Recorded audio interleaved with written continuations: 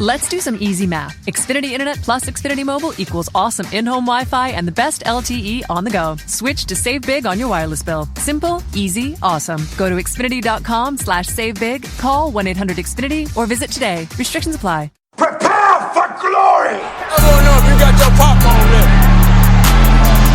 Do you got your popcorn ready? I came out the womb, I was ready. And he's hit the end zone for an unbelievable touchdown. I would be honored if you played football for this team. Throw it up above his head. They can't jump with me. Golly. Oh, they tackle him at the 40-yard line. Who can make a play? I can. Who can make a play?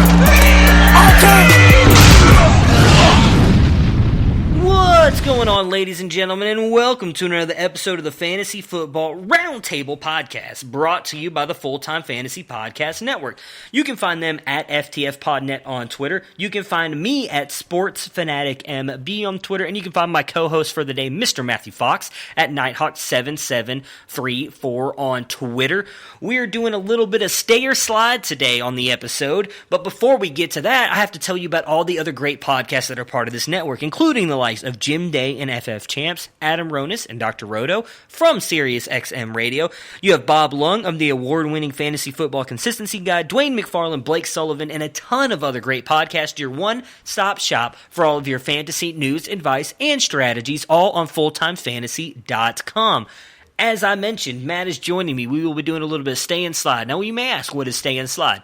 We are going to go through the top 12 fantasy scorers at each position today and talk about if we think they have the ability to stay in the top 12 or if they're going to slide out. Very interesting discussion, I think, for us. Again, you're already a quarter way through the NFL season and for the most part the fantasy season as well. Obviously, most people don't play Week 17, so it's pretty much a quarter pole. We're through a quarter pole through both the NFL and fantasy season. So we will jump into those, and then we will finish off the episode just doing a little bit of talk. I made some big trades in a 16-teamer I'm going to get Matt's opinion on, and then also we have got some movie talk. For those of you who know, Matt is a big movie buff, does a lot of that stuff, runs the movie league stuff. He was the one who jumped on with me, did a bunch of Game of Thrones episodes earlier this offseason. I am a huge movie guy as well. Don't get to see him as much as I used to due to me having two kids, and the movies I like to see are not kids appropriate, including the one this weekend. But we will jump in and talk about that as well and kind of our opinions going into the weekend, and I cannot wait to see it. That being said, let's jump Matt in here and let's start talking about some stay and slide players.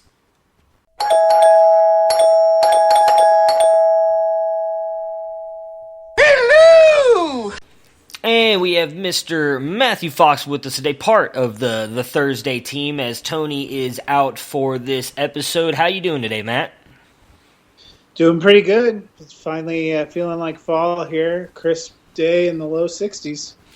That's awesome. Yeah, we got some, I shouldn't say news, but we've been told that it's going to be in like the 70s on Monday. So I'm not holding my breath because I feel like everybody's been saying that down here in Texas, at least for like the past month. But I am looking forward to it hopefully being like that this Monday, because I'm really getting sick of this 90-degree heat.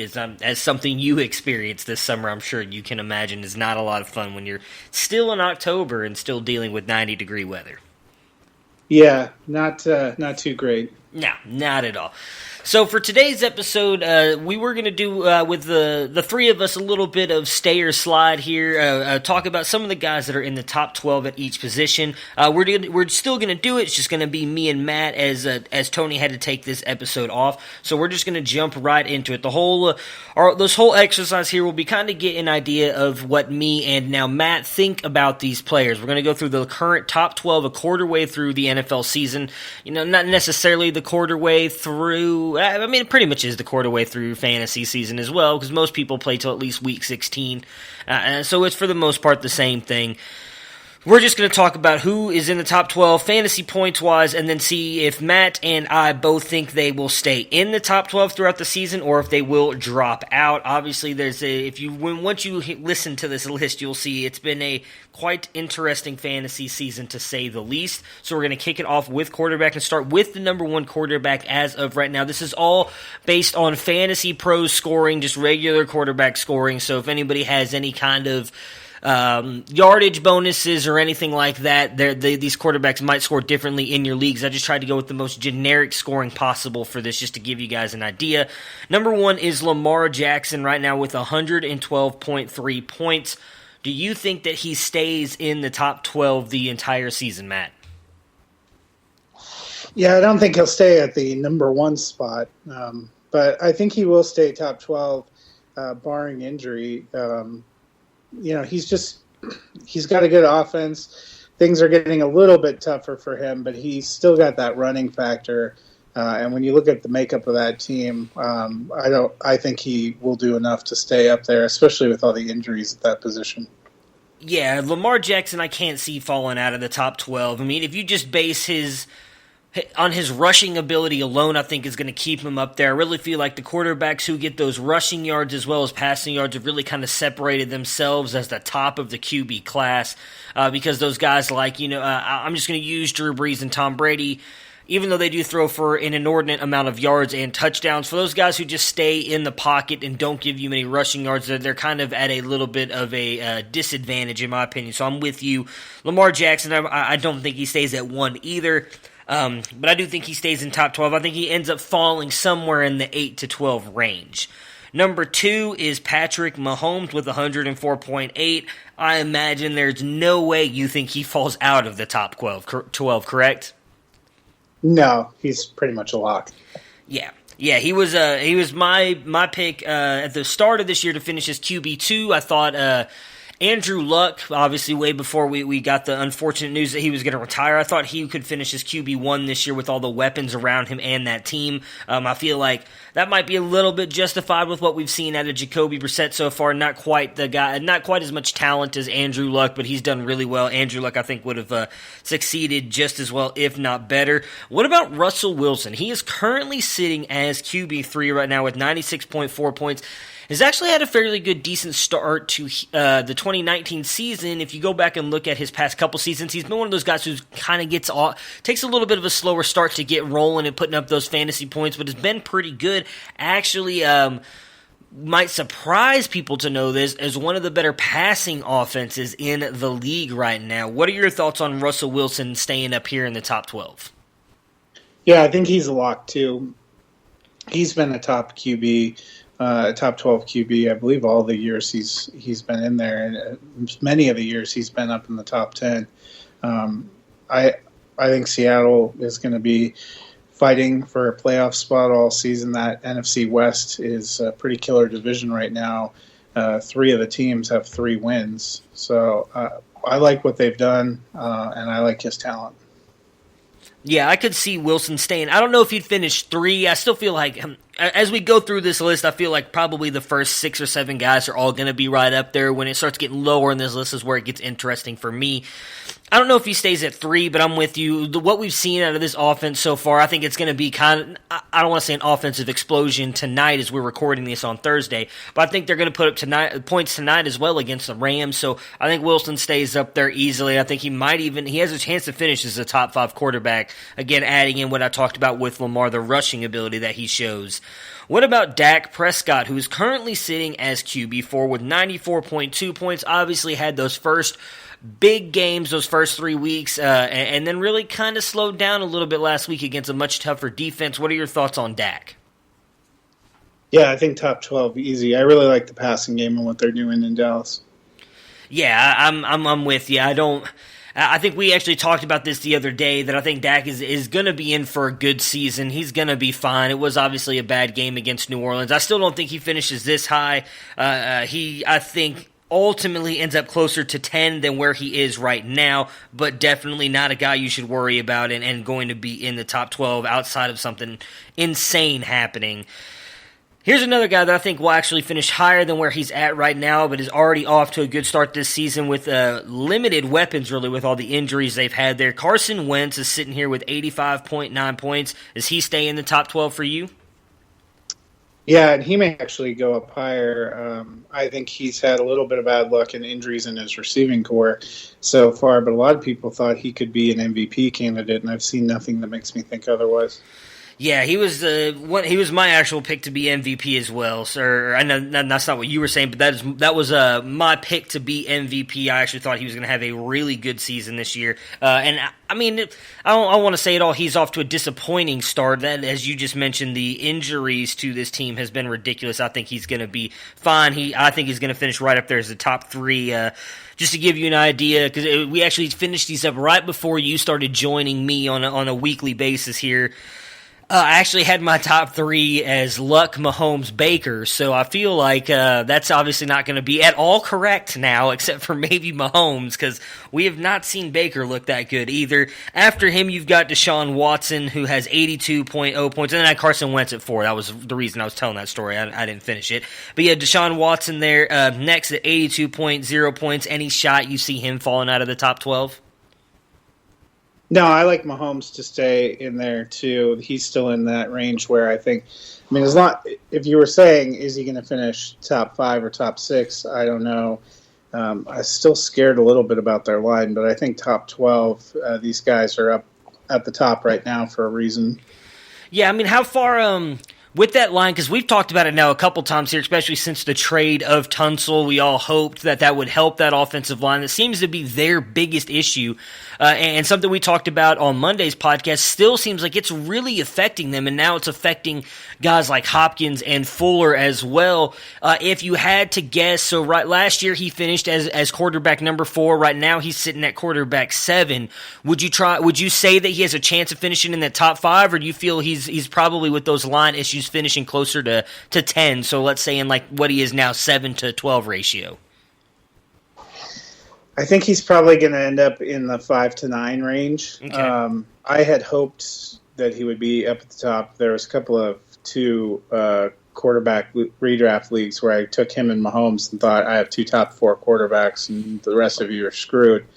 And now, I actually have in 1-2 quarterback league, I have him, Mahomes, and Dak, and it's always like a Sophie's choice between him and Dak for me because I like Deshaun Watson, and I mean, we've seen that incredible talent, but there feels like there's something dysfunctional with that Texans offense in general. Even guys we thought were going to get a bump, like Duke Johnson, have kind of faded away. You can't, they have Fuller, Stills, and Kuti, and none of them have been worth thinking about playing solidly on a consistent basis. Even DeAndre Hopkins has some middling numbers. There's just something about that offense that isn't working, and they face some tough defenses.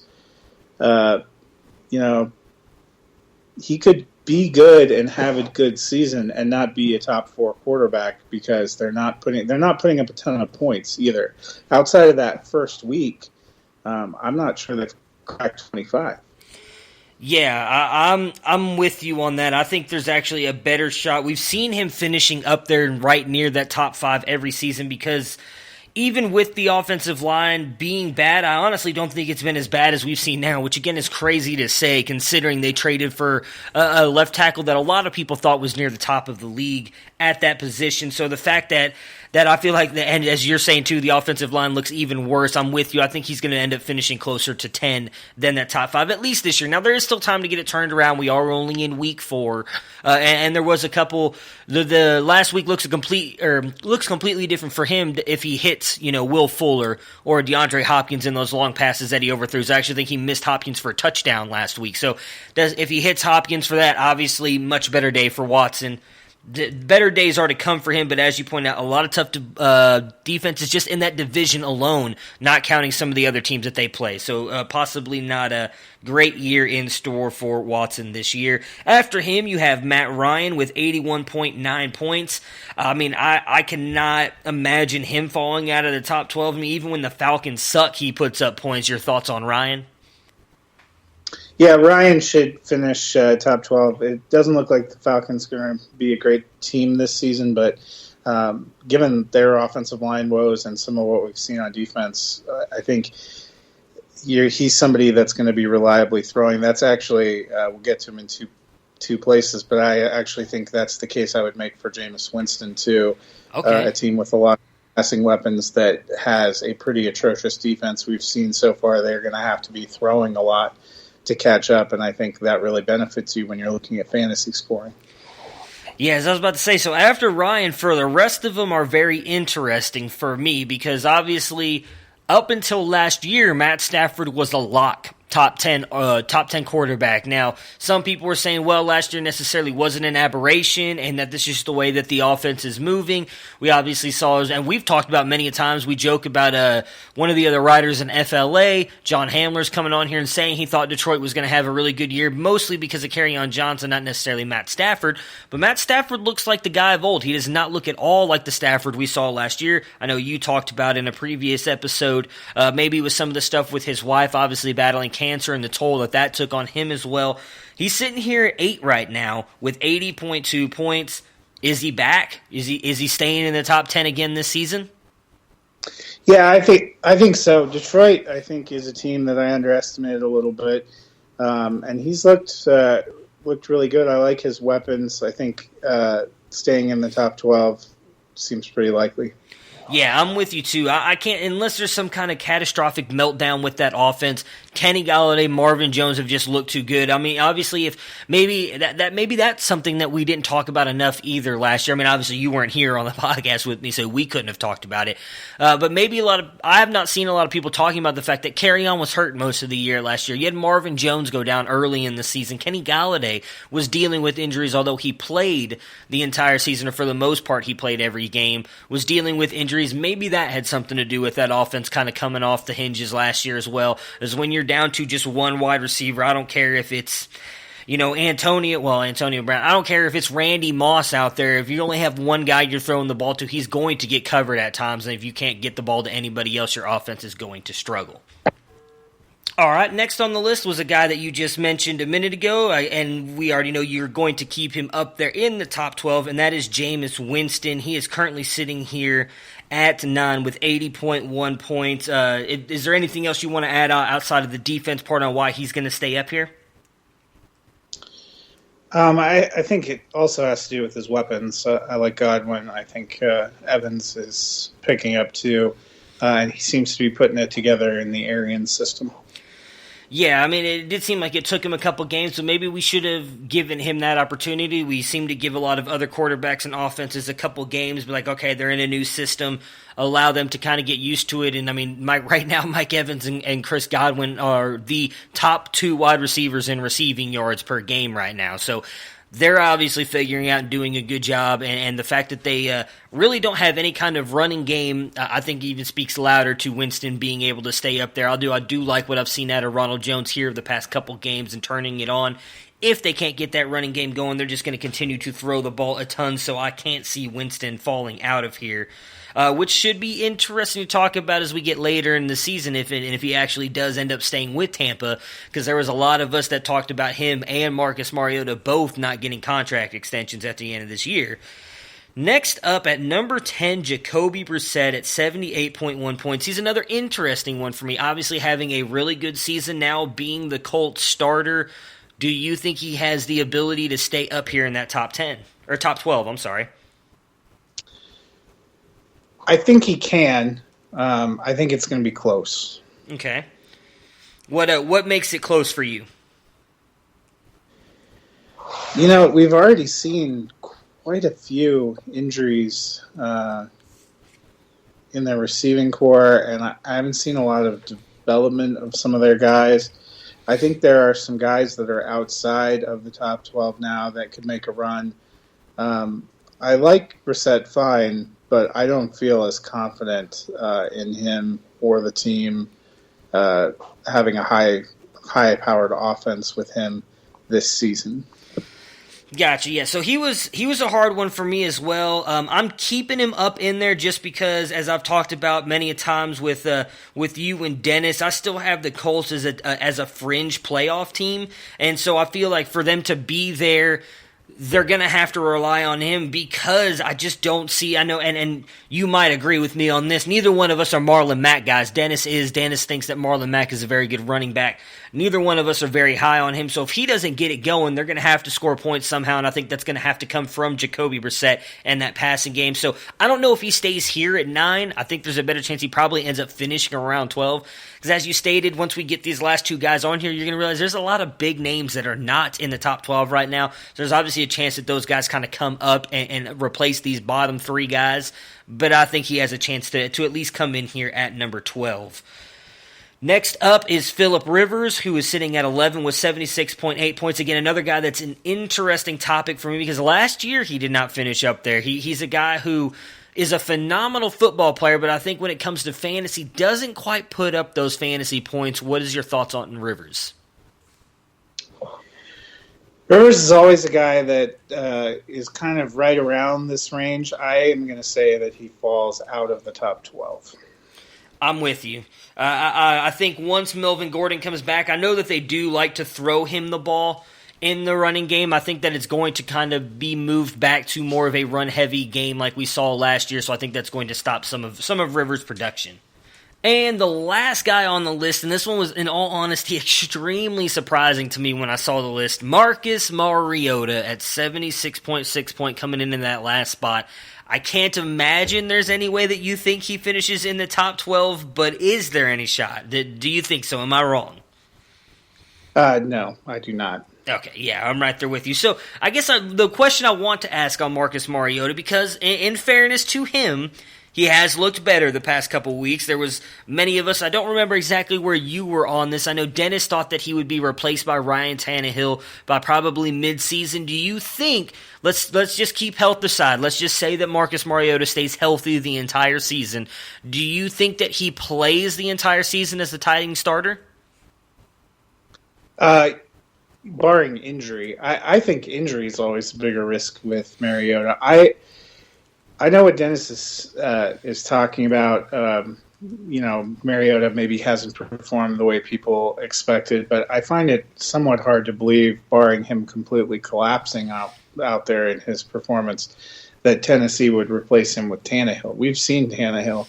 He's fine, but he's nothing incredible or special, and he can't be somebody they're looking at as a bedrock of their future. So right. I don't see making change just based on performance. I felt like the addition of Tannehill was because last year Marcus Mariota was in and out of the lineup, and they had decent but not great performances from Blaine Gabbert, and they wanted to slightly upgrade so that if they had that situation again, they were hanging around the playoff picture, they could maybe win one more game and get in. And I thought it was a good move for that reason. But I never really have perceived him as the kind of threat to take over because of production. Very nice. That's a good take. I actually kind of like that. All right, so that's your top 12 right now.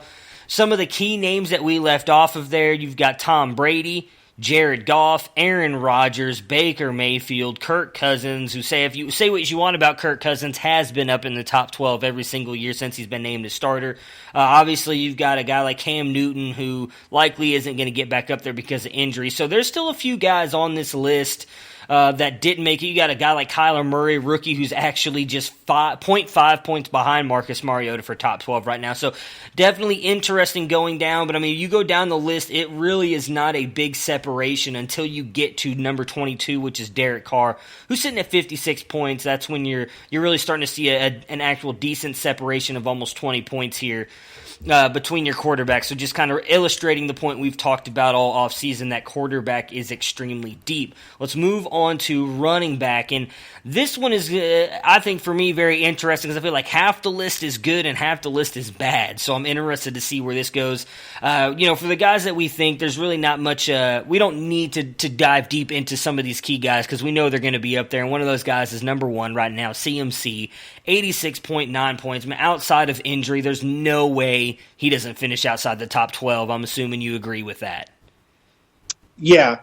Looking at this list, there, like you said, there's half the guys that I would pretty much say easily he would be top on that list. Yeah.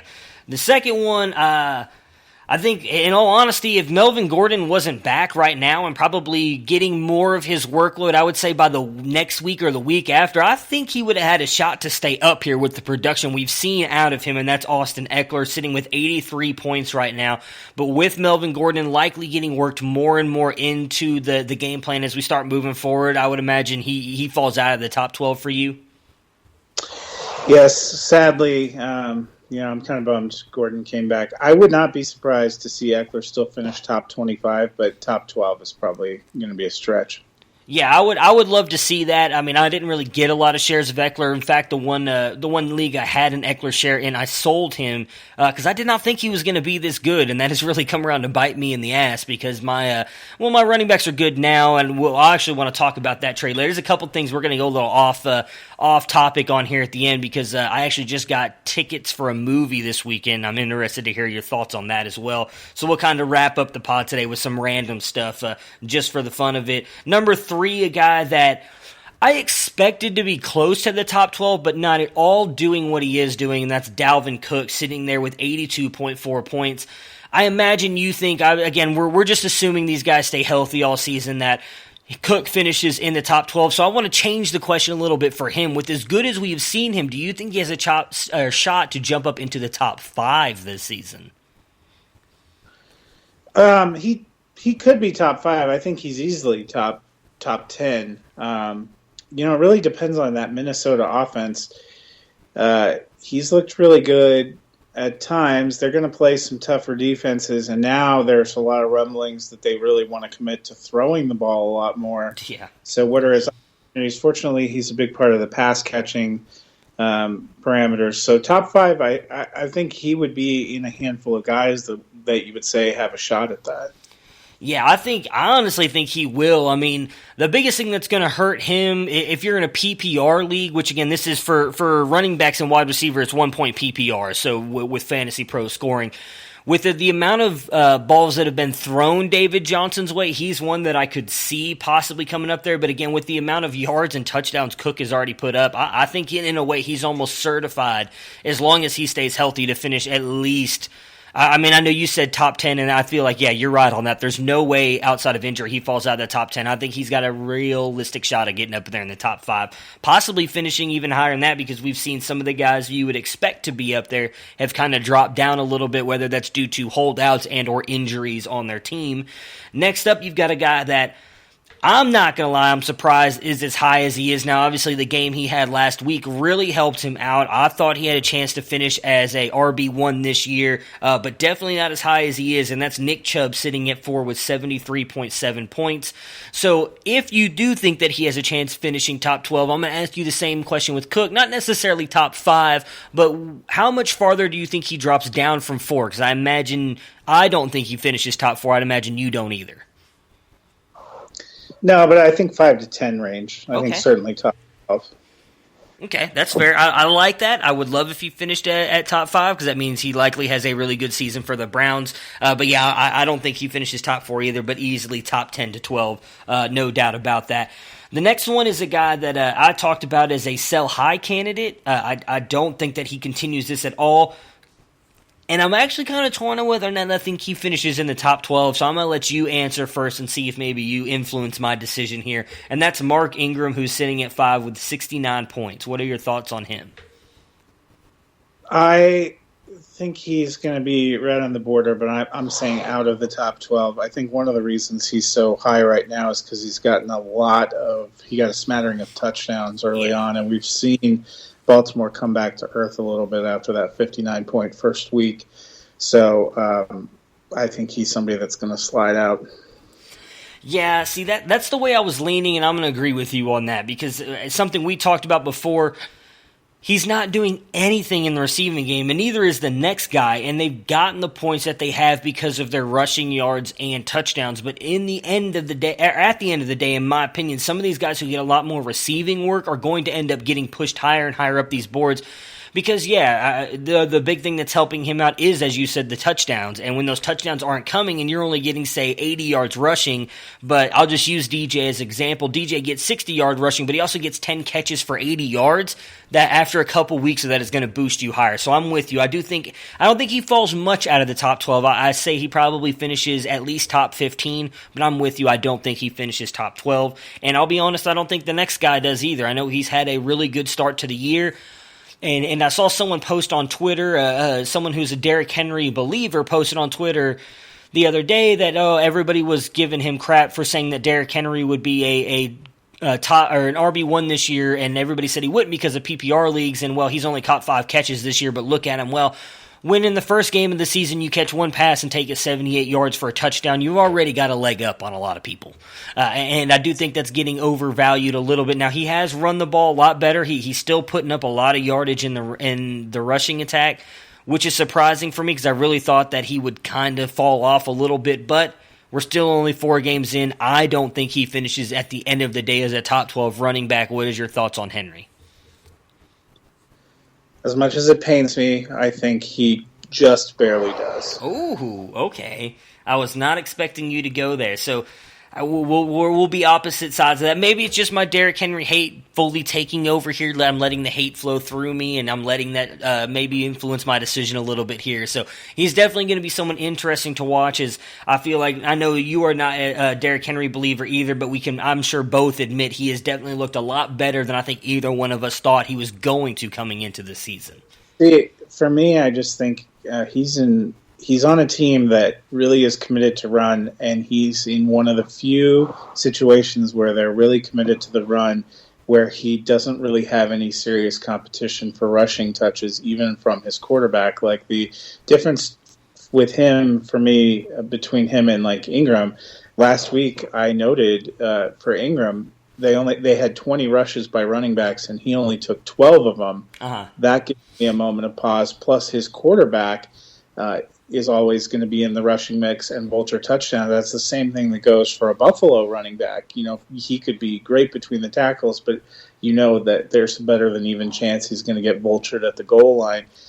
Derrick Henry doesn't really seem to have that issue. Mariota hasn't been a big runner. Dion Lewis has been nothing but an occasional pass-catching back. And, you know, that opportunity and volume speaks a lot in fantasy, and that's what I think can keep him just right in that, 11-12 range. Yeah, I mean, that's something we've talked about Melvin Gordon all the time. I don't think Melvin Gordon is an overly talented back, but when you are getting 90 to 95% of the workload, you're at least I say not an overly talented back. He is a top echelon running back. I just don't think he's as talented as other players in that group. But when you get 95% of your workload, you're going to be able to put up numbers. So I cannot disagree with that argument on Henry. After him, you've got Alvin Kamara, who's sitting at 59.9 points.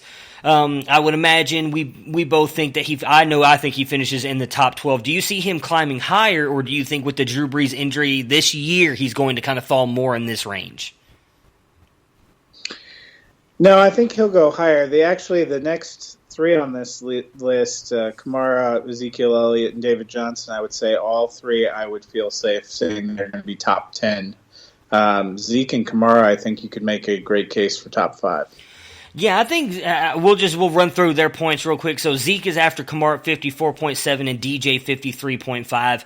I'm not going to lie, I feel safer saying that about Zeke and Kamara. DJ does worry me a little bit in the rushing attacks. If you go look at his numbers, he's doing almost, it seems like, everything exclusively in the receiving game right now, just based on how bad that offensive line is in Arizona. Now, fantasy points are fantasy points, so it doesn't matter how you get them. But that part worries me a little bit. I still think he finishes in the top 10, but I'm not sure he's in the top 5 argument like I thought he would be at the beginning of the year.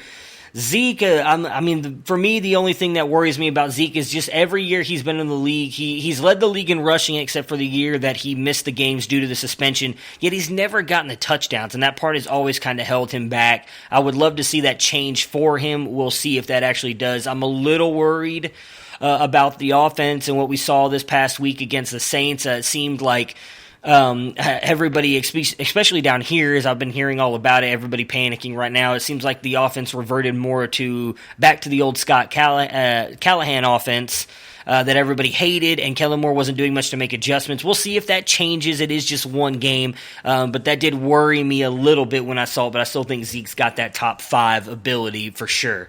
So after those 3, you've got Aaron Jones at 51.0 points. What are your thoughts on Jones finishing in the top 12? I'm going to say he does not make the top 12. I had high hopes for him this year, and maybe the next couple of weeks, if Williams are out, we'll see a turnaround. But he's not been efficient as a runner. TDs are kind of what's keeping him up in this range. Yeah. And I think it's been more of a split than any of us had hoped for. And at some point, Green Bay is going to go back to a more pass-heavy offense. And I think all those things, Jones could still be a top 20, but 12, I think, is going to be too high. Yeah, I agree with you. I think obviously if you go look at his stats, I talked about last Thursday because the podcast equipment was not working. I posted on Twitter that I thought Aaron Jones would be a sit going up against that Bears defense. Now, the touchdown saved him, but if you really go and look at his stats, he did nothing. And really, it's been the touchdowns have saved him so far this season. I'm with you. I don't think he finishes top 12. I think he, in all honesty, I'm with you. I don't know if he finishes 20, but I definitely don't see him finishing top 15. So I could see him finishing anywhere in that 15 to 20 range. Let's see. Next up, we have at 11, Marlon Mack with 50.4 points. I don't think he finishes in the top 12. I would make the same argument, not necessarily touchdown-wise as Aaron Jones, but I think he finishes closer to 20 than top 12. Outside of that first big game where I think he had 170 rushing yards and a couple touchdowns, he's done nothing the past 3 weeks. What are your thoughts on Mack? Yeah, I'm going to say outside of the top 12, but more of my questions are also about durability. We've already seen him banged up the last couple of weeks coming in. I think it's starting to take a toll on his performance. Yeah.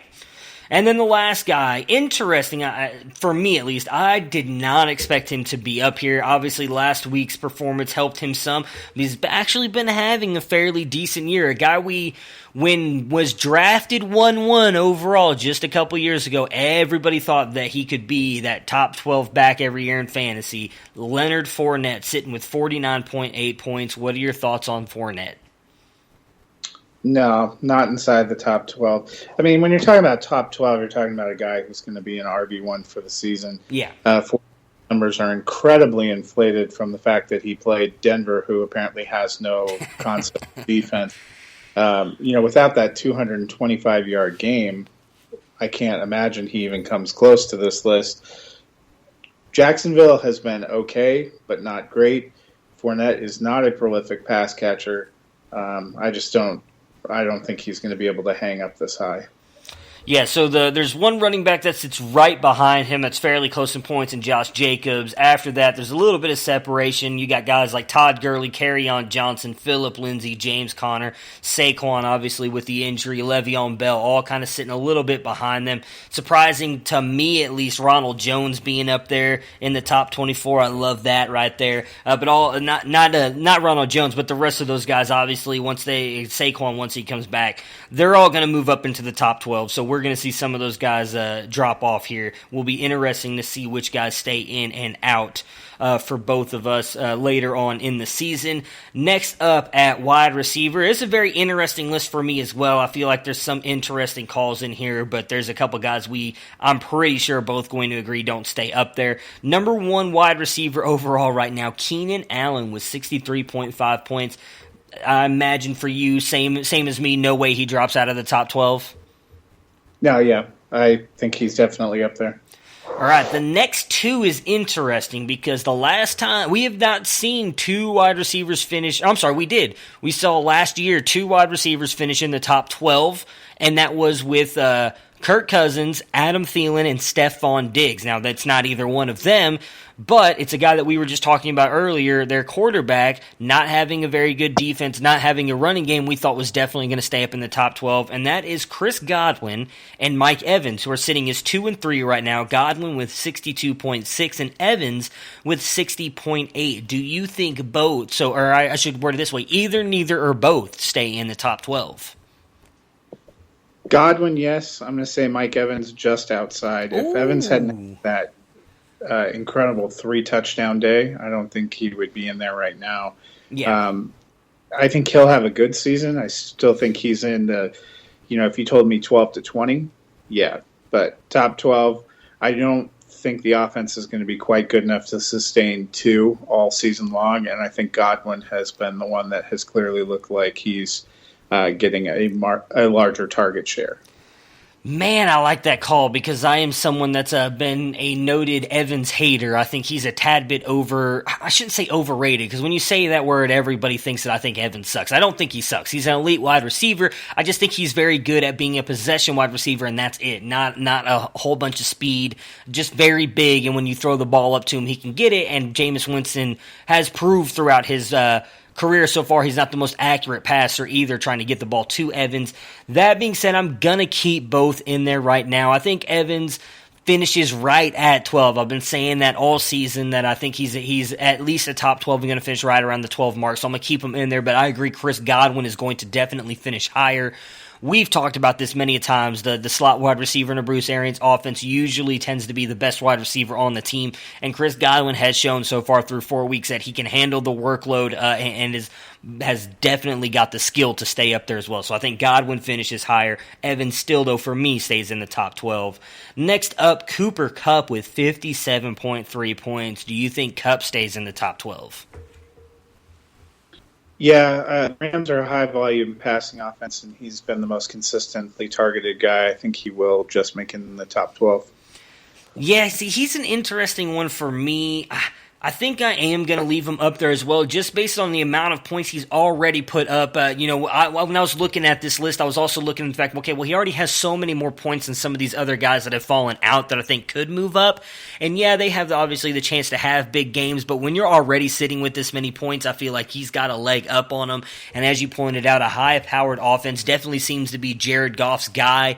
I said earlier this year I thought Brandon Cooks was going to be the best wide receiver on the Rams. I think that's easily shifted over to Cooper Kupp now.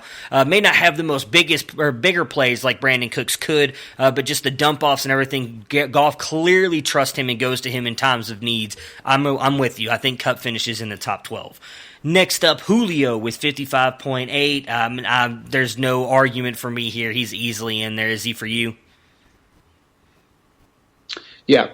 Okay. Julio, definitely. The next one's going to be interesting because he's definitely looked good, at least in 3 games against weak opponents. Got shut down by Marcus Lattimore last week. Already sitting with a lot of points through 4 weeks in 52.6. I have said many a times that I don't think he's a top 12 wide receiver. I think he's in that 14. I actually said I think he's like in the 13 to 15 range. I'm going to stick to my guns here, even though I'm honestly a little worried about it. I don't think he finishes top 12, and that's Amari Cooper. Where are you sitting with Amari? Yep, 100% wide receiver 1. Oh, God, why? Why you do this to me? I was really hoping to get somebody on my side finally. It's ridiculous. All right, next. Go ahead. I have too heavily invested in Cooper to. Oh, gotcha. I actually really like Dallas's passing offense. Cooper is one of the reasons that I feel like Dak is going to be a top 10 quarterback. I think they really have something.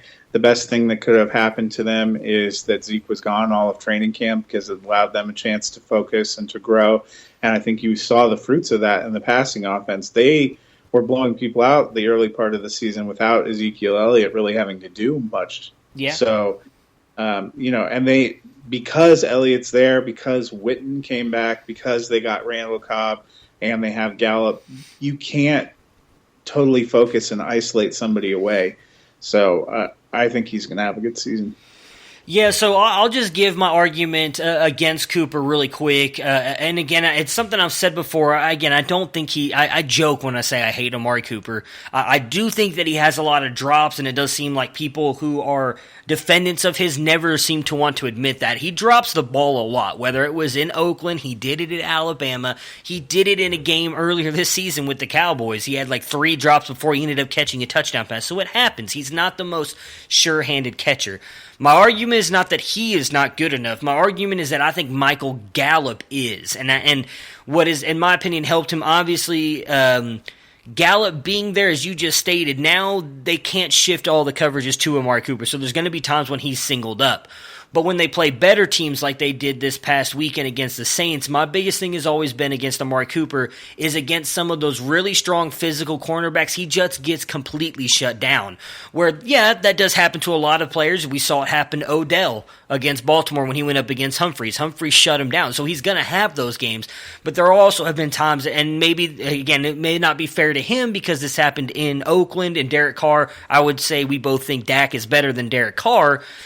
That there were times that he played cornerbacks that aren't elites like Marshawn Lattimore is, but they were physical with him at the line, and that still kind of slowed him down and he wasn't able to produce. So that is my biggest complaint about him, because I do think that Dak is not going to single him out, and that if he's struggling to get open against a physical corner, but Michael Gallup is getting open, that he's going to throw the ball to Michael Gallup. We already saw Michael Gallup before he got hurt, had 2 really big games, and I think that if Gallup continues to come on with Cobb there in the slot as well, I think that's what's going to end up taking away some from Amari Cooper's production, which is going to drop him. Not that he's a bad player, but I think the overall talent of the offense is going to take away from his ability to produce. All right. The next guy up, I imagine I know I don't think he makes it in there. I imagine you agree in that Sammy Watkins sitting at 52.5 points. Not a chance. Yeah, okay. Next up, this is an interesting one for me. I'd love to say that I think he does, but I don't think that he will. But he's already had a phenomenal season so far. DJ Chark with 50.1 points. No, I do not. I mean, the thing about this list, when we get all the way through, there's no Michael Thomas in here. There's no DeAndre Hopkins, guys I think that we all think are going to vault up. DJ Chark is having a nice season. I think he continues to have a nice season. I do not think he finishes as a wide receiver 1. Yeah, I'm with you. I think so. I think he has a chance with especially with the way that Minshew does seem to go to him as the 1 to finish close to the 15 range, especially if he keeps scoring touchdowns. But I don't think he finishes top 12. How far do you think he possibly drops in the wide receiver ranks? Well, the thing is, I don't think that they have a definitive alpha in there. When I watched the entire game, obviously, last week because they played Denver. Right. And he seemed to be Westbrook a lot more than he was than Chark, which was kind of surprising. But we even saw, last week Marquise Lee got back in it, Keelan Cole got in it, Chris Connolly got in it. It seems like they're spreading the ball around a lot, and there are a lot of mouths to feed. I think Chark could be closer to low-end wide receiver 2 or more likely a wide receiver 3 by the time all is said and done. Okay. Well, let me ask you this, because, again, I didn't get a chance to watch a lot of that game. I know you being a Broncos fan, there was a lot of talk beforehand that Chris Harris was going to cover Chark because they felt he was their number 1. So was that happening? Because in my opinion, we talked about this with Devontae Adams. When the Packers played the Broncos, I said you can't sit Devontae Adams, but don't expect him to have a great day because Chris Harris is a phenomenal cover corner. He is one of the best in the league, and that once Vic Fangio came over here, Chris Harris predominantly played on the outside, but they've let him even cover guys when they move into the slot. So in my opinion, if Harris was on Chark, that might be why he separated the ball around, or spread the ball around, but I did not watch the game. So was Harris, that from what you saw, predominantly on Chark, or was he kind of moving around as well? I didn't notice if he was shadowing somebody. He used to be our best slot corner, so actually the change with Gio has been he's stayed on the outside more. Gotcha. Yeah, I mean, he's shut down too. I can't remember the exact stats, but I was looking at him the other day, and the number 1 wide receivers going up against the Denver defense, which would be again, I think Denver's kind of got screwed. They should be 2-2 right now, if we're all being honest with ourselves. They should have beat the Bears and they should have beat the Jags last weekend. They should be at least 2-2, but I think when you go back and look at the stats of what the number one wide receivers have done against Denver, it's not them that's doing the damage, and I think that's because Chris Harris has been on him. He's been phenomenal for them. Next up, we've got a guy that, there's no way that he finishes there now. I don't think he would have anyways, but now he's been placed on IR, and that's John Ross with 48.8 points. I don't even think he finishes as a wide receiver 3 now. He's going to be out for quite a while, but your thoughts on Ross? Yeah, I agree completely. And part of it is opportunity, I think, was because AJ Green was gone, and it seemed like he'll be back in the next couple of weeks. Yeah. So, I think he would have been a long shot to even be in wide receiver 2 range if he was healthy all season. But now he's going to miss at least 8 weeks. So this next guy's interesting for me because I'm gonna go ahead and say it. I think he does. I've been saying that I thought he was going to step up last year, had a big year last year, and I think he's really kind of pushed himself into being the alpha for Detroit, and that's Kenny Golladay. He's sitting at 10 right now with 48.3 points. Do you think he has the ability to stay here? Yeah, I think he will. That's part of the reason that I am confident in Stafford. Oh, okay. I like it. I wasn't sure which way you'd go with him. Now, these next two I'm interested in. I don't think either one of them stays there, but and I don't know if you do, so we'll get your opinion on them. And I want to see how far you think they drop, because the next guy in Tyrell Williams, who is 45.6, I think still finishes more of a middle-tier wide receiver too. But Tyler Lockett, 44.8, I do think that he is the number one in Seattle, and Russell Wilson, and we talked about earlier, they've been a much higher passing offense than we all expected. I don't think he finishes top 12, but I actually think he finishes closer to 12 than 20. So what are your thoughts on those two guys? Yeah, Tyrell Williams, I agree. I don't think he finishes top 12, but I think he'll end up being a solid wide receiver too. I feel like I underestimated him a little bit and what he'd be able to do in the spotlight. But a lot of what is buoying him is he's got a touchdown in each of the 4 games. Right. That's going to be hard to replicate. My concern with him, if you were trying to make a case for wide receiver 1, is his receptions and yardage haven't been super impressive. It's the consistently getting a touchdown that's putting him in there, and that, I can't see him finishing with 17 touchdowns. If he did, he's wide receiver 1 easily. But Tyler, I would go the other way. I think he actually could finish as wide receiver 12. Oh, okay. Nice. I like that. Okay. All right, so as you mentioned, there's a couple of guys that I'll just read off a list right here. I do find it very interesting that Emmanuel Sanders and Terry McLaurin are right there behind Lockett. They're close. I don't think McLaurin does. I would not be surprised if Sanders finishes right. I'll ask you, being a Broncos fan, I've been extremely surprised with what we've seen out of Emmanuel Sanders and Courtland Sutton. Both Courtland Sutton at 17, Sanders at 13. I think Courtland Sutton at the end of the day has a better season than Sanders, but could you see both of these finishing in the top 20? Because I could. I don't think this is too bold of a statement to make. I could honestly see both finishing in the top 15. What are your thoughts on those two? I like them both. I think both will be in wide receiver 2 range. Top 20 is possible, but feels like a stretch. You have to remember our quarterback is Joe Flacco. When was the last time Flacco had a top 20 receiver, let alone 2? Having both in the top 15, the way this team is tracking feels next to impossible. Okay. Well, some of the guys, you already mentioned a couple of them, in DeAndre Hopkins and Michael Thomas. Obviously, neither one of them is in there. You also have Devontae Adams is outside of that, Odell Beckham, Brandon Cooks, Adam Thielen, Robert Woods. So a bunch of guys, Juju Smith-Schuster, a bunch of guys who are outside of it right now who could end up jumping up there. So that will also be extremely interesting to watch how it plays out. We'll run through the tight ends really quick here, though I think it's going to be, it's hard for me to figure out the tight end position, as I'm sure it is a lot of people. Just going down the list, I feel like the only one who's not in there that we all expected is George Kittle, and then I obviously was high on Jared Cook. I know a lot of people weren't. He's nowhere near the top 12.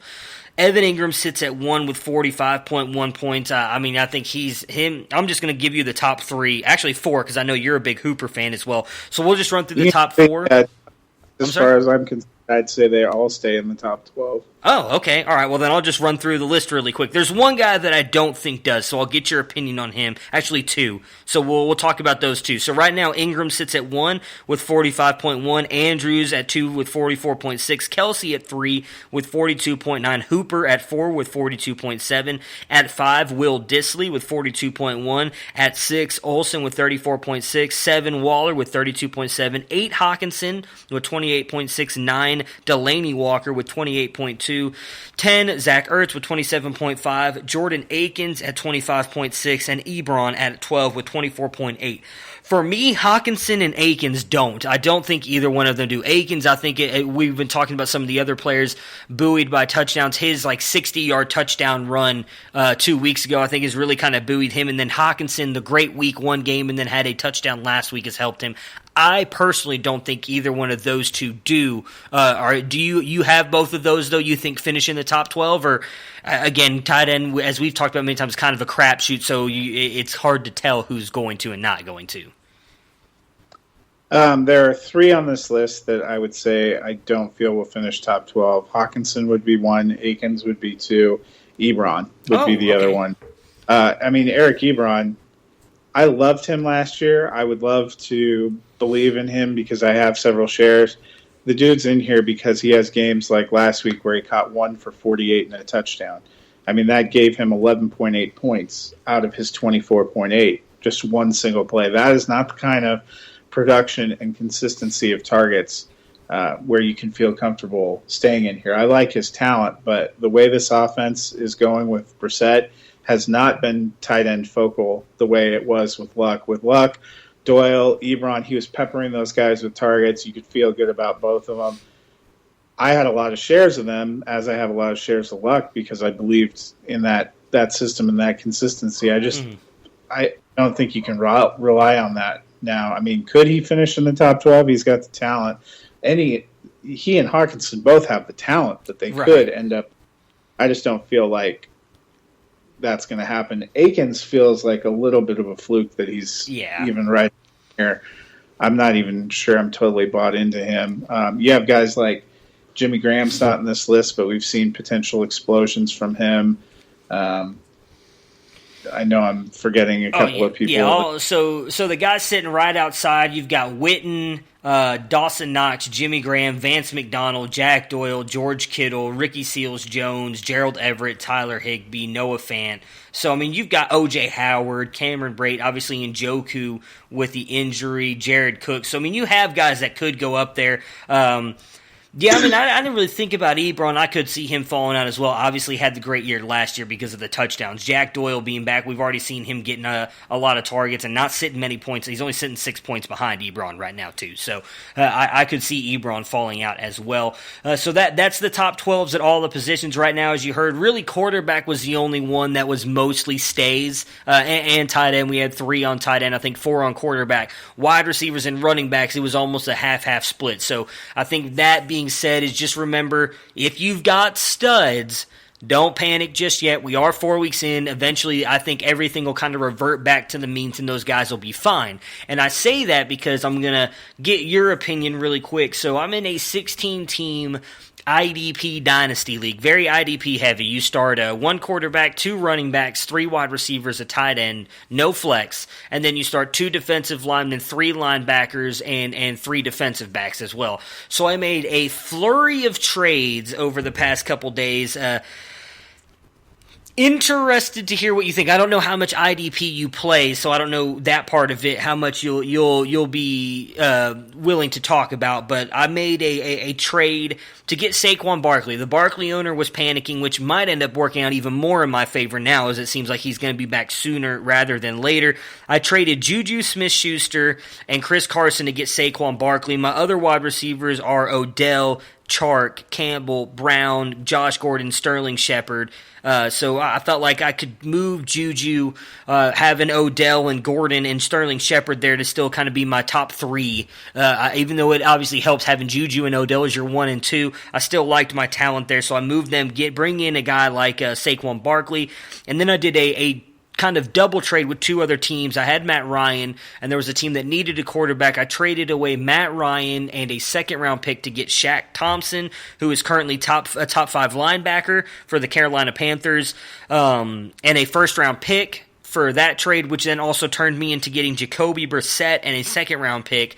And this one hurt me a little bit. I did not want to do it, but I needed another quarterback, and that's why I wanted to go and get Jacoby Brissett. I ended up having to trade away Phillip Lindsay and Royce Freeman because I owned both of them for the Denver Broncos backfield, which has weakened my running backs a little bit. I have Barkley, Hines, Sanders, Singletary, but I wanted to do it more so because now that also gives me 6 picks in the top 2 rounds in the draft this year. So what are your thoughts on those moves for a team that I don't think I'm going to compete this year? So trying to build my team around a young core in Barkley, Odell, and Sterling Shepard, and Miles Sanders, Devin Singletary, and then really kind of use my draft picks to kind of bolster the rest of my team. I mean, I thought your Barkley trade is pretty good. I'm still trying to follow what all you gave up in the round robin on the back. Sounds like you traded Matt Ryan, Phillip Lindsay, and Royce Freeman to get Jacoby Brissett, Shaq Thompson, and a second. No, okay, so I gave up altogether, I gave up Matt Ryan, a second-round pick, Phillip Lindsay, and Royce Freeman, and I got back Jacoby Brissett, Shaq Thompson, a first and a second. Okay. I thought you meant you traded a first to get Brissett. No. I got the picks back. Yeah, I cannot endorse that. Yeah, it's tough losing the running backs. I really like Lindsay and Freeman, but I feel like the situation they're in is going to limit the potential of both, and that they're both second-year players. So it's not like you see it coming to an end. I almost am worried that situation is going to turn out a little bit like what we're seeing in Green Bay with Jones and Williams came in the same year. And even though there's, people have their personal feelings about liking one better than the other, it just doesn't seem like the team is on that same page. So, on paper, we still think about what Lindsay was last year and where he was a top 10 running back when he went out. It doesn't look to me like that's going to be the case. Denver's offense doesn't look to be that great. So, it's tough. It's tough, too, when you lose young players. But that Saquon Barkley deal, I thought, is pretty great value. Juju Smith-Schuster, I like him, but this year could be showing us a little bit of what's going to happen. It's hard to know. Chris Carson, I feel like he's a guy I should like more than I do. Right. But Barkley is one of those players that could put up more points than both those guys combined in several weeks because he is a top-line receiver for his team and he is a top-line running back. And with Daniel Jones, their offense actually seems to be getting a little bit better. Yeah. You're playing in IDP heavy leagues. Sometimes you got to where I play in a couple of IDP leagues, and I think where I end up struggling a little bit is I don't take seriously enough the defensive players and the scoring, how that can swing close matchups, and it ends up biting me. Sometimes you just got to go out and get that. But if you're rebuilding, collecting draft picks is pretty good too. I think getting a first-round pick in this draft that's coming up in exchange for a couple of running backs where you're going to struggle with whether you play them each week or not, you could end up getting a guy that you feel more confident in. And if Sanders ends up taking the share that you're hoping for and Singletary ends up taking the share you're hoping for, you're still in great shape. Yeah, see, that was what I felt like I had to kind of move all into the rebuild because this is probably going to sound bad when I talk about the team I had at the beginning of the season. So I had Andrew Luck as my quarterback, and just due to all of my obligations here, I actually forgot to put in the fab bid to get Jacoby Brissett. So had I done that, I would have been set at quarterback, and I didn't have to worry about it.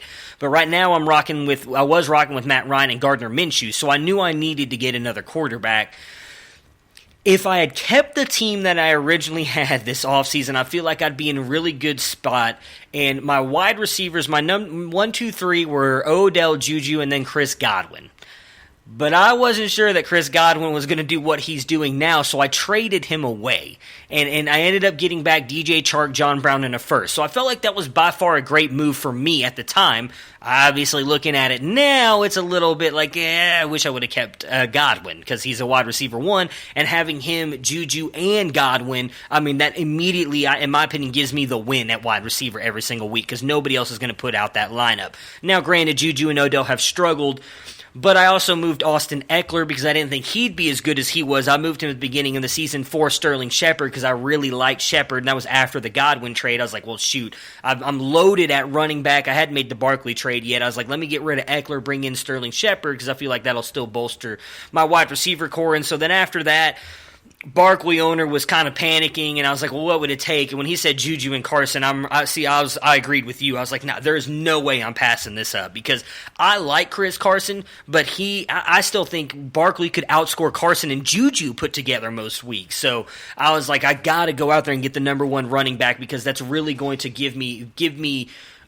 really almost a win at running back every single week because it doesn't matter now who I plug in, whether it's Devin Singletary or Miles Sanders. Once Barkley comes back and he's healthy, I'm automatically in a way getting that win because I have the number 1 running back. So that was kind of my thoughts on that trade.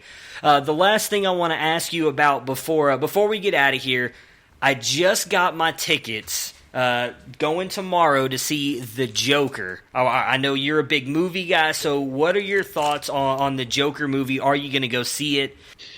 Yeah, I am going to go see it. Kind of curious, kind of excited. It's really interesting. I was writing about it because it's a big piece of Fantasy Movie League, and we do the column today. I always look at Rotten Tomatoes score and projections and stuff. I had heard a lot of things about how it had been received at festivals, and people were pretty excited about it and about Joaquin Phoenix's performance. Uh-huh. Interestingly enough, on Rotten Tomatoes right now, it's sitting at 72% on its critical score, which is a lot lower than I was expecting. And I read some of the reviews from top critics, and it feels like it's a little bit of a polarizing movie where you either love it or hate it. Gotcha. One critic for, I can't remember which site, said the biggest disappointment in film has finally arrived. Wow. For the year. And I was like, damn, I see all the new releases, so I am going to see it.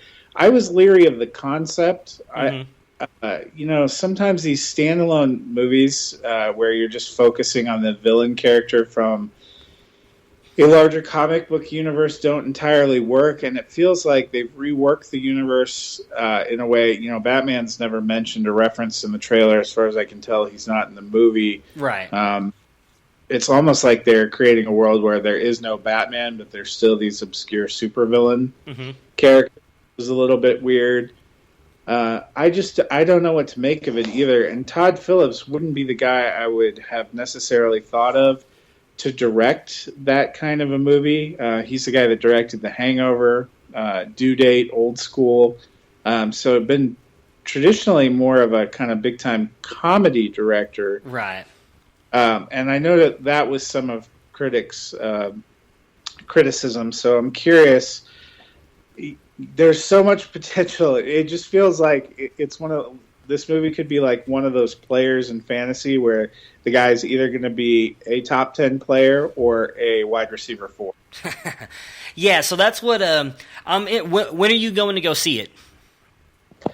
I'm definitely either tomorrow or Saturday. Gotcha. Okay. Well, I'll shoot you a text. I'm going to go see it tomorrow night at 6:00. So my biggest thing is, I'm obviously we've talked about this many a times. I'm a big superhero guy and superhero movie guy as well.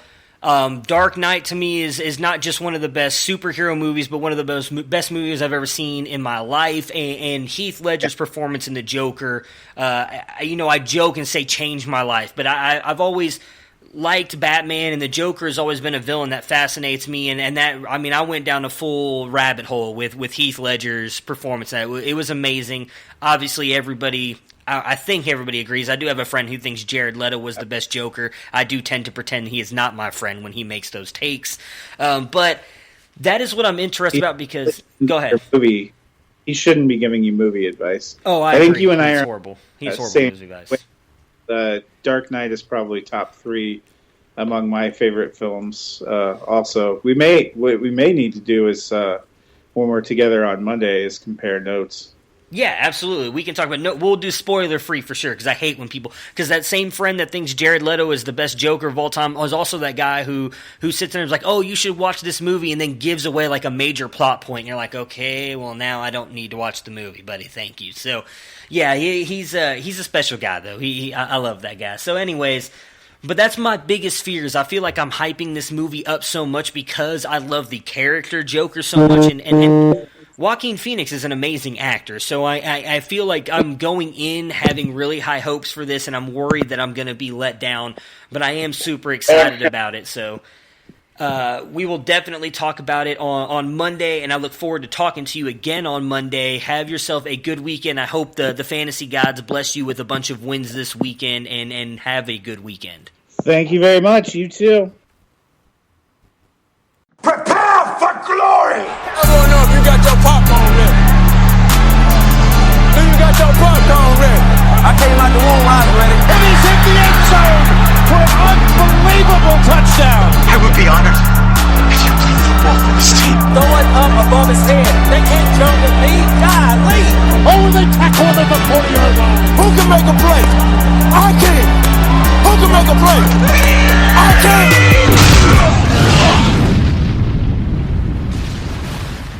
Who am I and how am I feeling? I'm Clive Owen and I'm great, thanks. What if businesses could really understand how their customers feel, act on it, and make them feel better? It's a thing. It's SAP Experience Management. For more, go to sap.com/XM. Loyalty is all about being there. Day in, day out. So AAA thanks you for being there with loyalty rewards. Like when you get savings on AAA auto insurance just for being a AAA member. And when you switch to AAA auto insurance, you could save more based on how long you've been a AAA member and how long you've had your current insurance. Insurance that's not just insurance. Learn more about AAA auto insurance and loyalty rewards. Click now or visit AAA.com/insurance.